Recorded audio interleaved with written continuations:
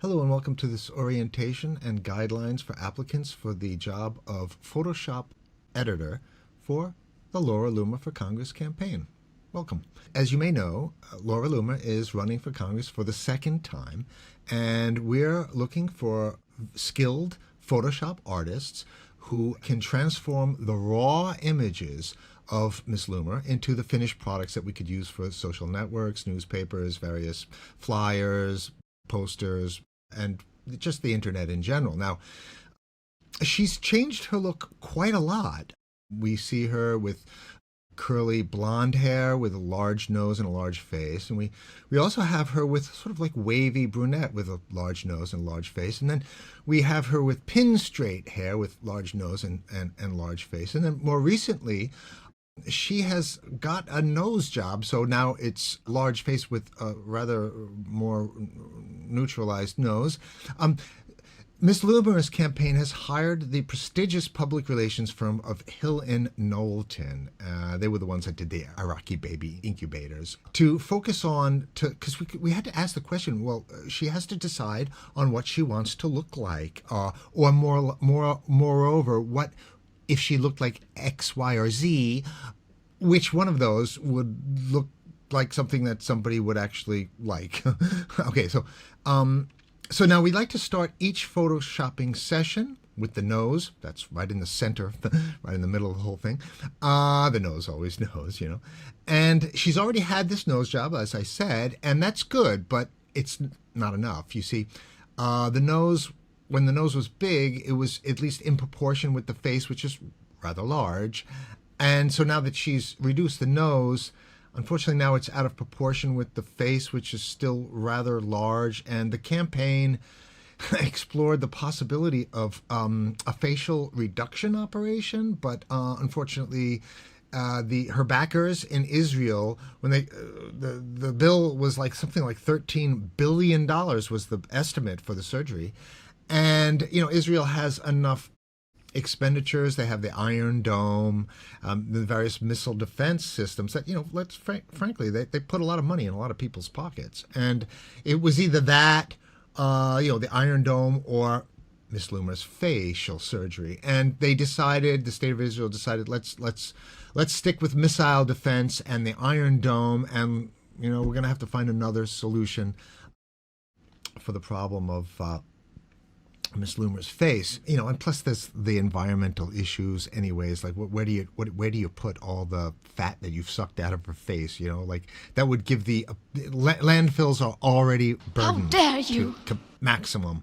And then the other campaign, I could just imagine them, they'd be like, well, she's against the Green New Deal because she filled the landfill up with her face. You're not going to let, it's despoiled the land for decades. Are you going to let children play on the land? They might get something. We want to avoid that. So fortunately enough, technology comes to the rescue like it always does. And we decided on a digital solution. And of course, Photoshop has a robust toolkit to reduce all the blubber digitally from her face without all the scalpels and blood and fat. And like I said, you have to transport all the stuff to a landfill. It's just, there is a digital solution. Now, the Liquify tool is really, really useful. The Liquify tool, prior to Photoshop inventing the Liquify tool, it would take, oh my God, a whole day to do a touch-up on someone who needs as much work as Miss Loomer does. But with the Liquify tool, you just look at this. Watch here. I'll give you an example here. We just grab that and we just look at that. Just click and drag. Look at that. Click and drag, and we can pull this over here. Click and drag. Look at that. Huh. Wow. And look, arms. We could take some of the flab off those arms. Look at that. Yeah, amazing, right? Look at that. Yep. There we go. Okay, so you could see the possibilities are really good with the new digital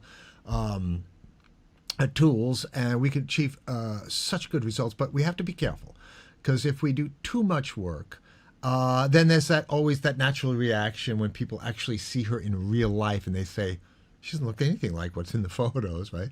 So we kind of want to, we have to, it's like, it's treading a fine line. We have to play the middle ground here. We can't go all the way and make her a hottie.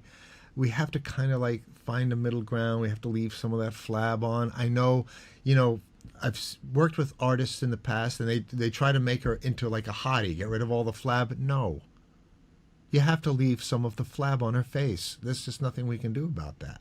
Otherwise, it's like it's not the same person. She has a fat, flabby face. There's nothing you can do about that. Nobody has $13 billion that they're willing to drop on that, and there's no guarantee anyways. You spend $13 billion, thousands of facial surgeon experts, and then it doesn't come out like you thought it was going to come out. So, no. So the digital solutions is the way to go.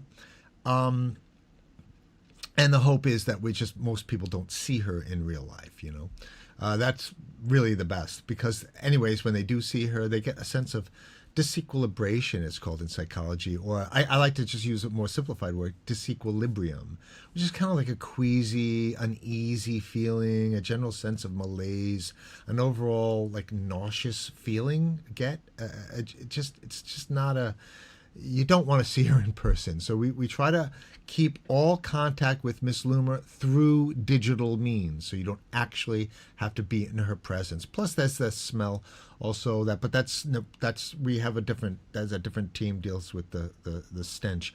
We're just going to deal with the visual, the olfactory. We have another team that deals with that. Okay. Now, we do require that each Photoshop artist has a robust health insurance policy and personal life insurance policy. The last three artists, rest in their souls, rest in peace. They were such nice people, but they died on the job. They choked on their own vomit, And it's so sad. Our hearts go out to them and their families, really. Well, we don't really care about their families, but you have to say that. We always say that, but Anyways, so we do have a supply of Pepto-Bismol, Alka-Seltzer, and we've had a lot of success with the seasickness drug Meclizine. It just shuts off the stomach. It's amazing. And there's like barf bags that we hand out, and a ceramic barf vessel on the edge of the workstation. So every workstation has it's kind of like a bidet, but for barf. And then you just puke in it and then flush it. And then you get back to work. And then we have a panic button right next to your mouse. So you hit the red button if you see an image that's really gross, and you start to get it. Whoa! You just hit that, and we have a team of first responders waiting to stand by to resuscitate you. It's a challenging job. We also have psychologists in case you have post-traumatic stress disorder from seeing unedited raw images of Miss Loomer. Let me tell you, it's a tough job, and sadly we don't pay very well, but the on-the-job expertise that you get really will get you all ready so that you can then go work for the Kim Kardashian effort, which is they have thousands of Photoshop artists for that. And you can work your way from her face to her ass, which has their own divisions. They have a special, some of the Photoshop artists are on Miss Kardashian's face, and then they have like a team of 1,500 artists just to deal with the ass. So it's a huge effort. It's billions of dollars at stake, and that's where the real money is when you go to work for Kim Kardashian or her sisters. So let's hope that we can, through good photoshopping effort, we could get another Zionist grifter in Washington, because of course there's not enough Zionist grifter douchebags in Washington. We need yet another Zionist grifter in Washington. So help us get another Zionist grifter in Washington. I know people like Alex Jones and Tim Pool will be rooting for this Zionist grifter douchebag. So let's all help get another Zionist grifter douchebag in. So let's do it. With enough Photoshop, we could make her look like something interesting. Okay, good luck. This message was paid for by the National Association of Blobby, Doughy, Zionist, Grifter, Scumbag, Douchebags for America.